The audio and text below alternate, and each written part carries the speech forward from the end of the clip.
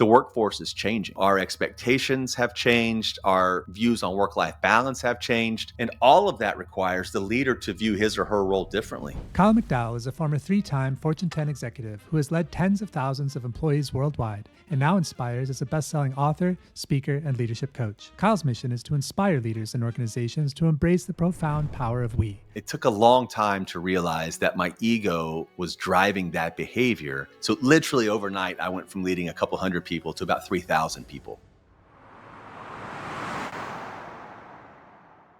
How would you describe your career so far? I spent 30 years in corporate America, corporate life, and left in 2019 to write my book and start my own firm. So today I would just say, best-selling author, speaker, leadership expert is kind of how I would coin myself. And that book is Begin with We, 10 Principles for Building and Sustaining a Culture of Excellence. So those are two separate challenges, it looks like. One is the build and the other is sustaining. And we live in movement, like the chaos, like things are constantly changing. So how would you start to build, and what's very different than about the sustaining mindset?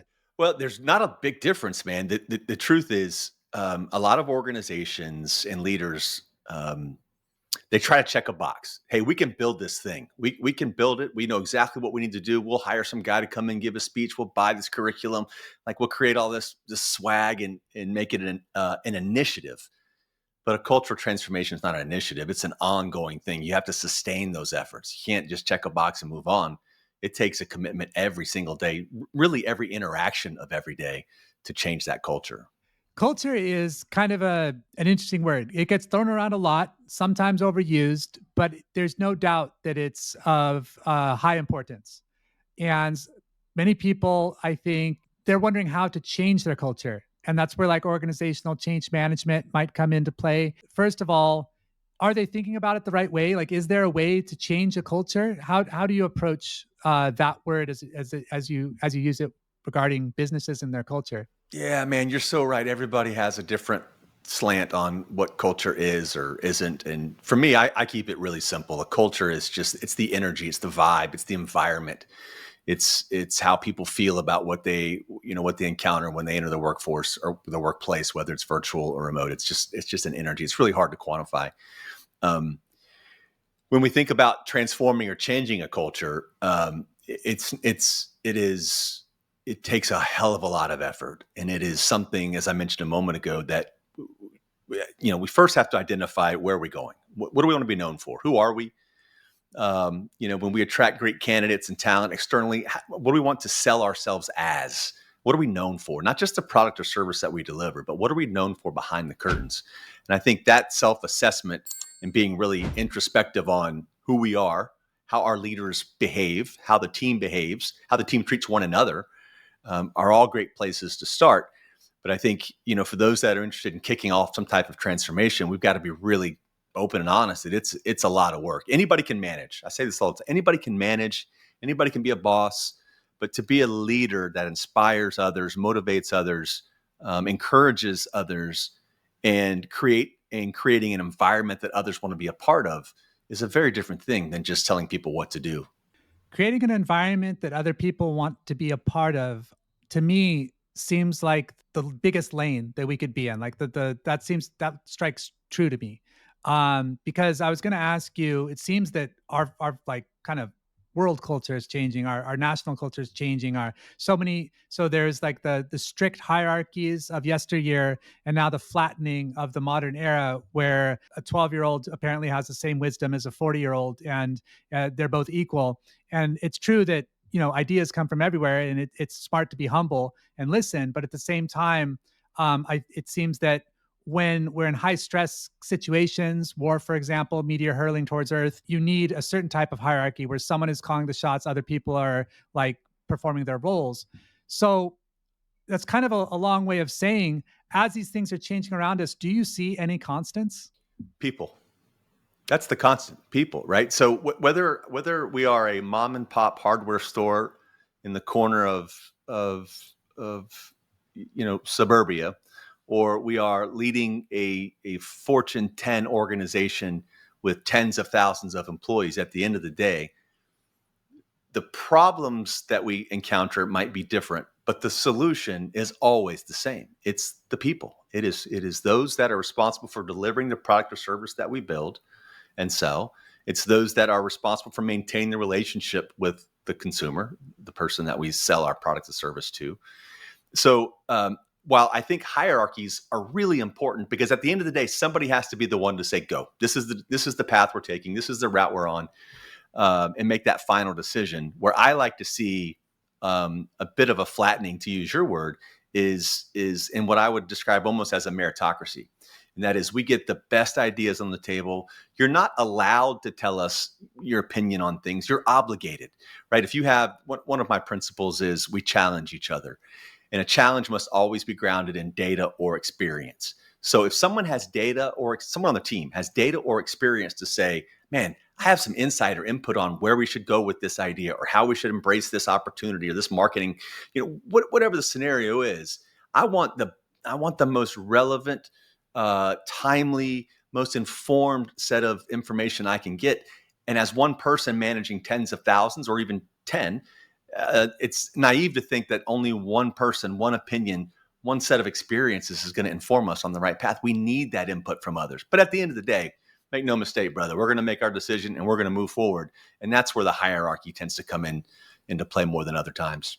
Yeah, well said. Having that meritocracy, the data experience, I think is a great way of putting it, because like good ideas do come from everywhere, and it's good to listen, but at the same time, you do need some sort of kind of structure. And I think with everyone pulling their weight, to me, what you said earlier on, where you create a place where they want to belong. So they're happy to show up. They're not dreading showing up. And you've certainly got that experience. You worked for Fortune 25. You were executive at a Fortune 25 company with United Health Group. Is that correct?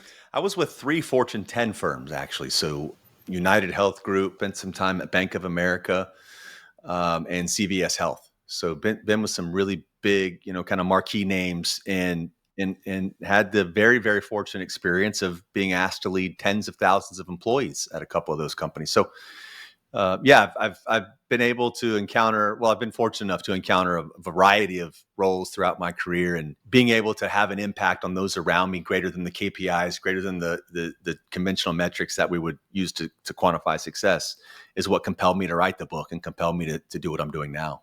Yeah, I imagine at that level, you can't do it all. If you're leading 10,000 plus people, that's incredible. I mean, that's a small like city. What prepared you to step into that? Like I imagine it wasn't like it was a 9,000 person organization you're leading before. Like that must have been quite a jump.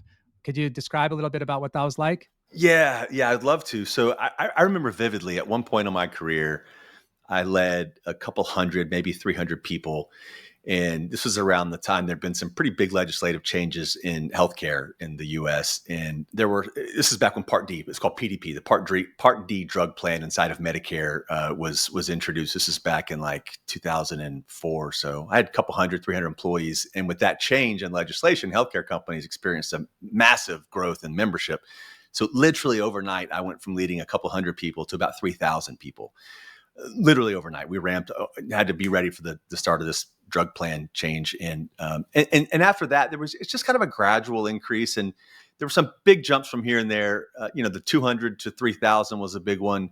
And then later in my career, I went from, I want to say a few thousand to the big 14, 15,000 person jump. And, if I'm being completely transparent with you, which is something I pride myself on, there were certainly evenings when those transitions were happening. I'm like, holy shit, that's a lot of people. Like, what do you do differently? How do you behave differently? How do you get this many people aligned in the same patterns? And I just always rested on it's just people, whether I was leading 10 people or 10,000, being authentic, being transparent, actually caring about those that I lead, and having, trying to play a role in their growth and development. Certainly the ability to spend as much time as you might like with members of the team changes, because there's only so many hours in the day. But I always rest in my head at night thinking, yeah, it's a daunting number, lots of people looking for you for direction. But if you are true to yourself, authentic in who you are, and continue to be that person that is empathetic and cares about what's happening around you, you'll be fine. And it turned out the recipe was pretty foolproof. Could you talk a little bit about being a keynote speaker? Like I've not been one yet. That's something I was thinking of, like maybe later on. What was your transition like? Were you already like talking to a bunch of people at like work gatherings, and you're like, you know what, I should just do this on stage at events. I could have a lot of knowledge to give. Could you talk about how you pivoted into that domain? Yeah, brother. It's very close to what you said.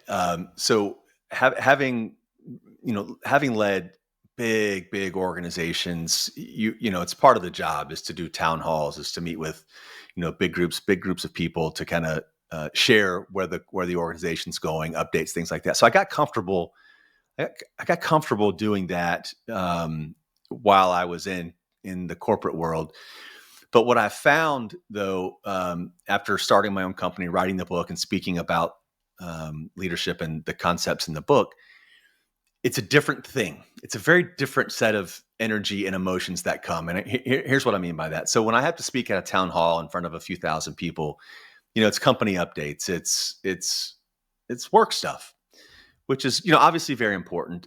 And I think taking that component of a role like that and keeping others informed is a huge obligation. It's something it's really important, because I think most organizations fail as a result of lack of communication, or at least thorough communication. But what I do now when I'm on stage is it's a bit different, because it's a passion. It is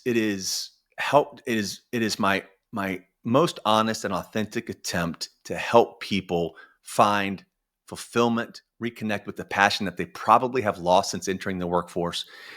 And it's not theoretical. Like these principles that I have created that are the foundation for my book, I have seen them drive profound change in both organizations and leaders of organizations. So I almost feel like it's an obligation, and it's easy. I swear to you, and I hope this continues, the last handful of keynotes that I've delivered, which is probably 4 in the last 8 weeks, zero nerves.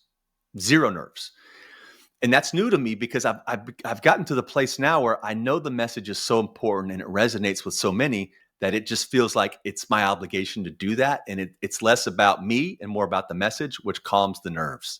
So it's been a really cool evolution to watch in myself, frankly. Yeah.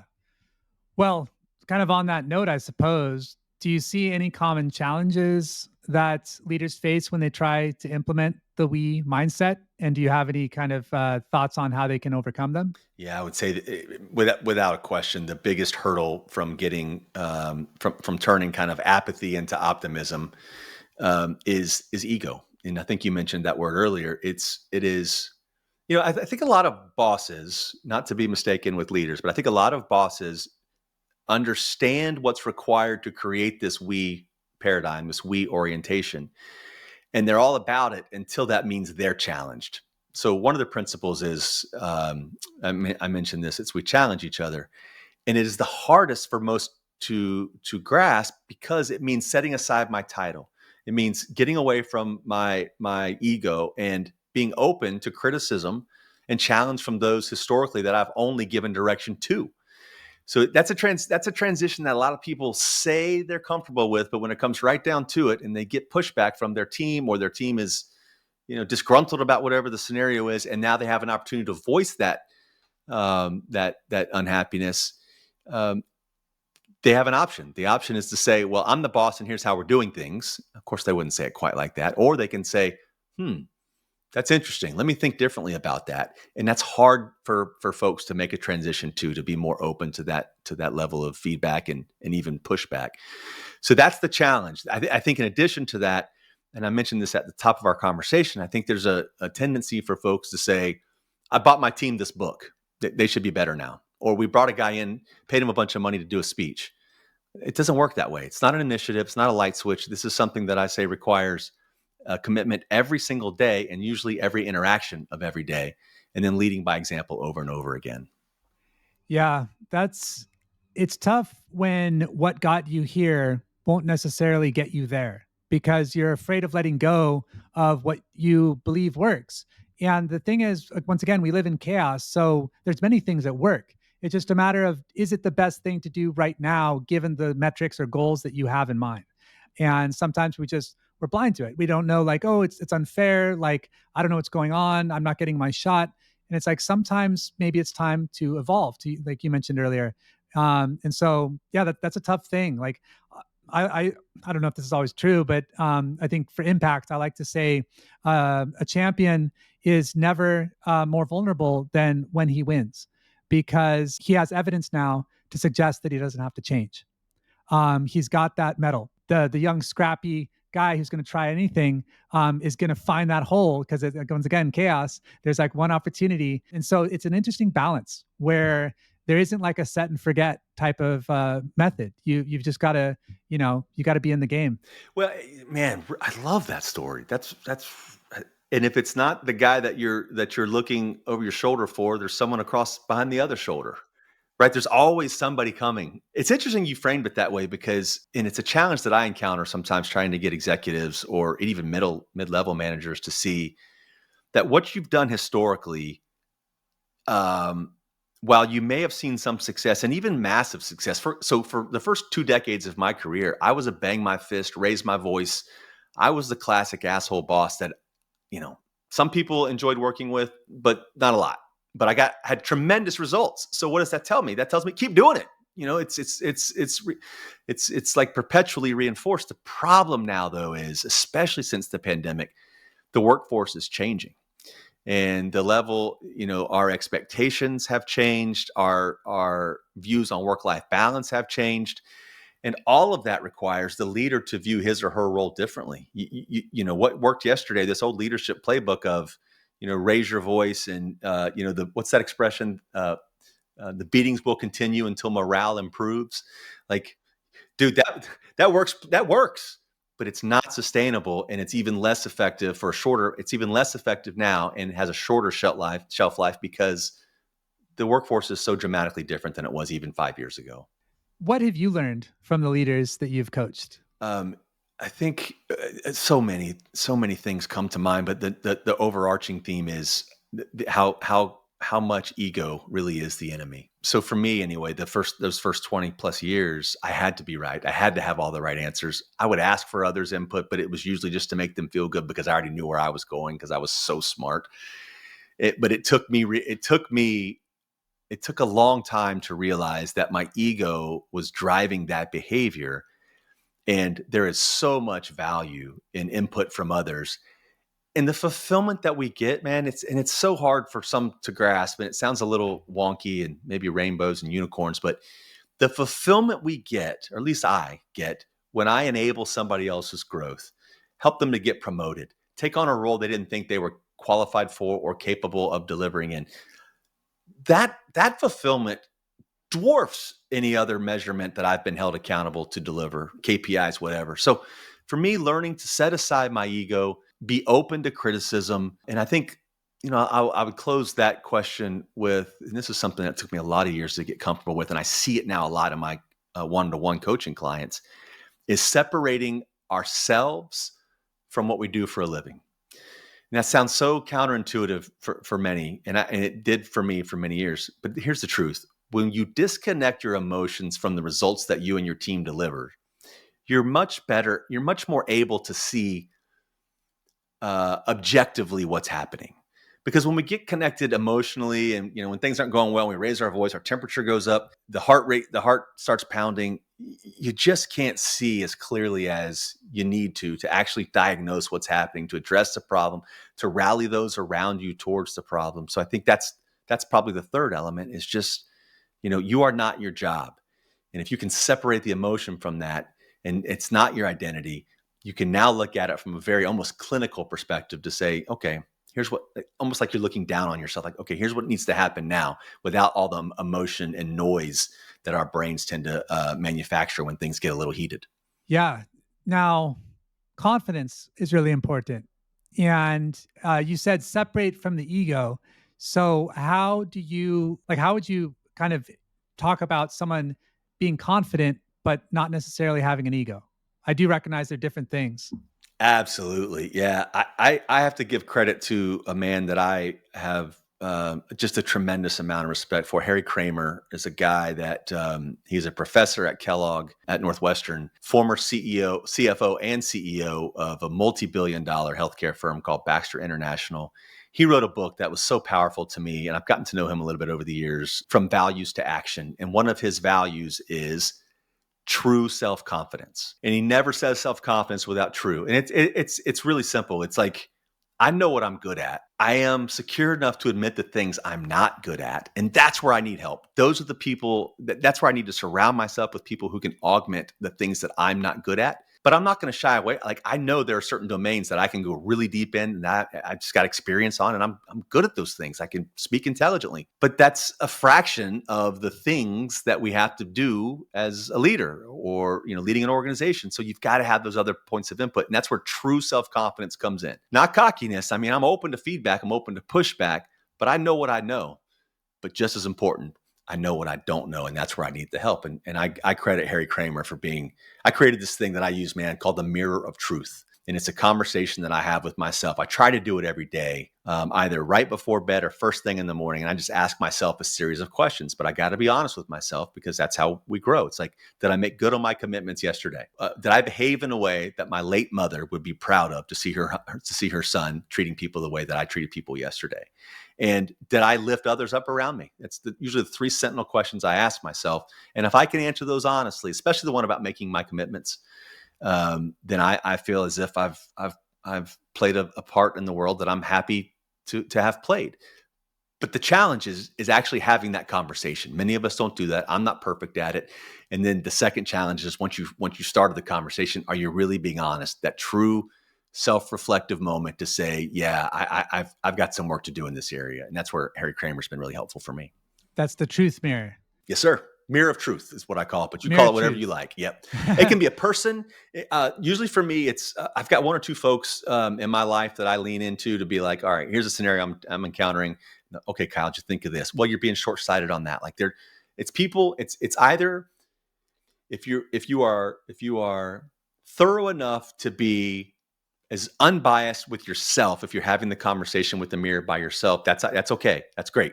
But if you have a confidant, someone that'll tell you, your breath's bad, someone that'll tell you that you've got to do something differently, they're not going to sugarcoat their answers. That can be your mirror as well. It's a metaphor.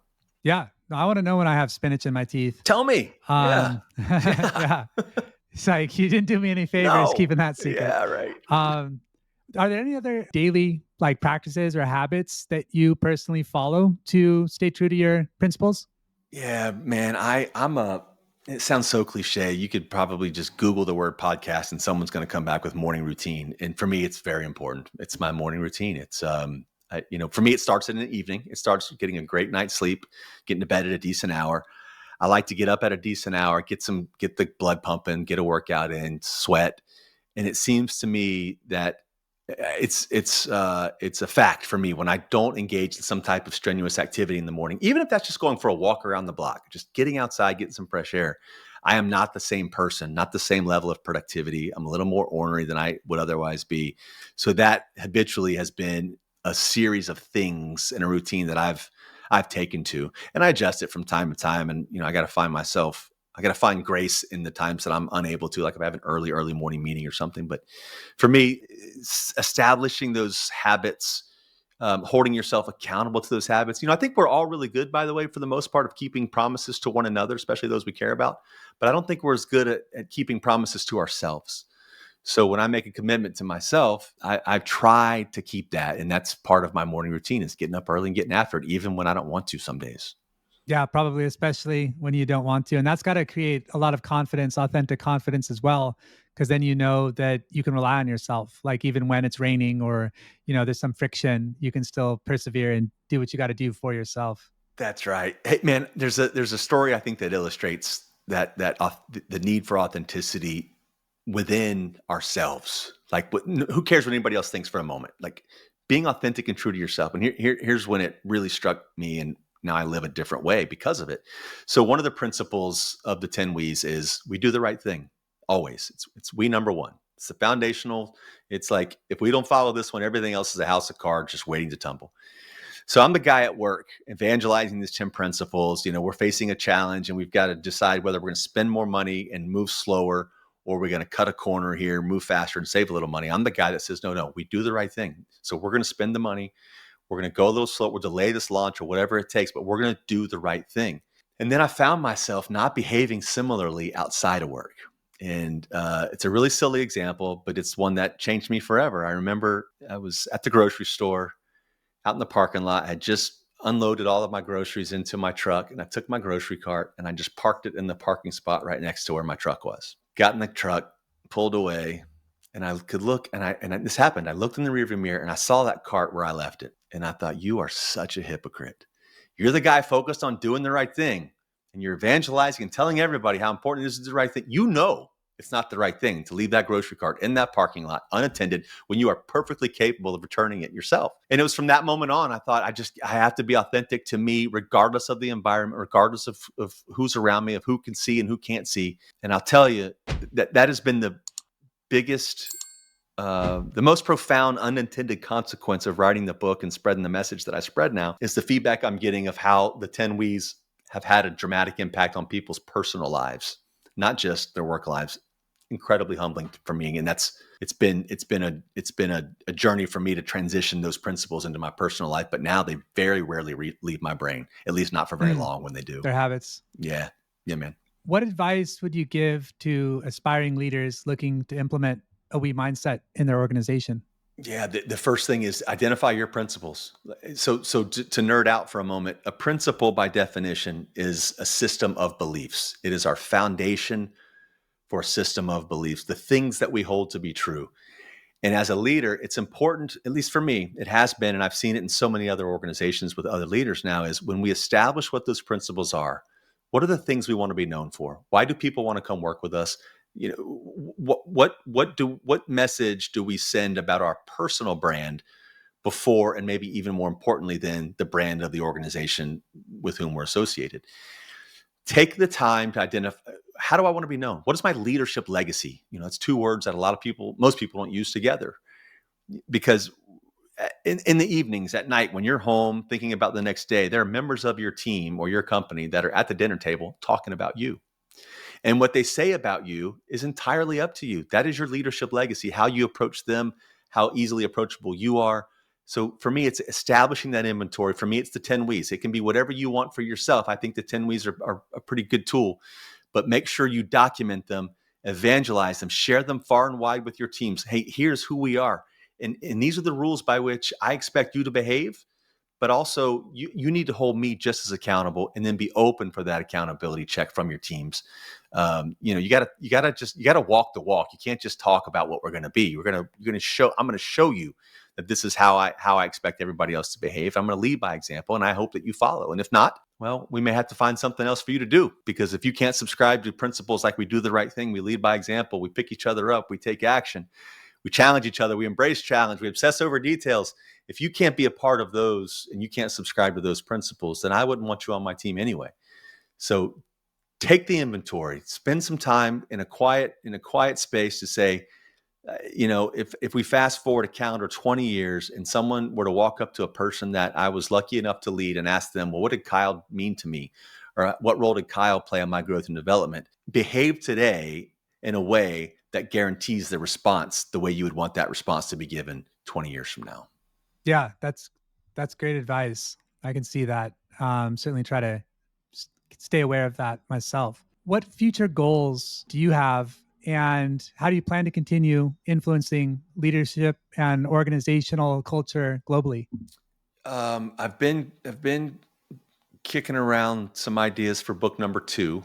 So I think that's something I've got to put some serious energy into, probably early next year. Are you going to flip that W upside down? Which one? Begin with me? begin with me. Yeah. No, but no, Okay, no, good. no, definitely not.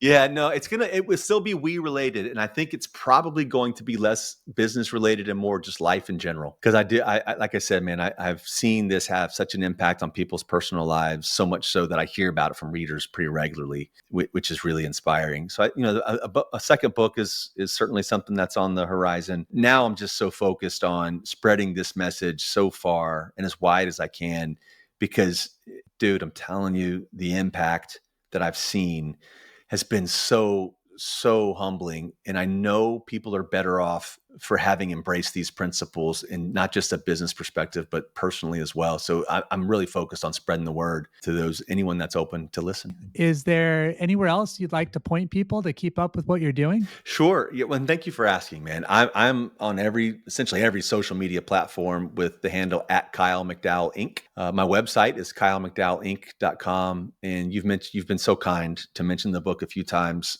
Begin with We: 10 Principles for Building and Sustaining a Culture of Excellence. Available wherever books are sold. I actually prefer the audible.com version for whatever reason. When you can hear the reader hear the author read his or her own words, it just hits a little differently. And but anyway, it's out there. I would love to hear from your audience. Anyone struggling with a leadership conundrum or scenario, or someone just looking for general advice on how to have a broader and deeper impact for those they lead, or maybe they're looking into a position that would involve some leadership requirements.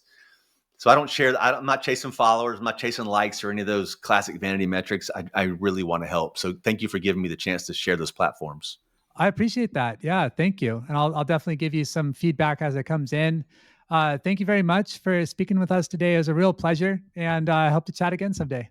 Yeah, likewise, man. Thank you for the opportunity. You're doing great work. I appreciate you giving me a chance to join you.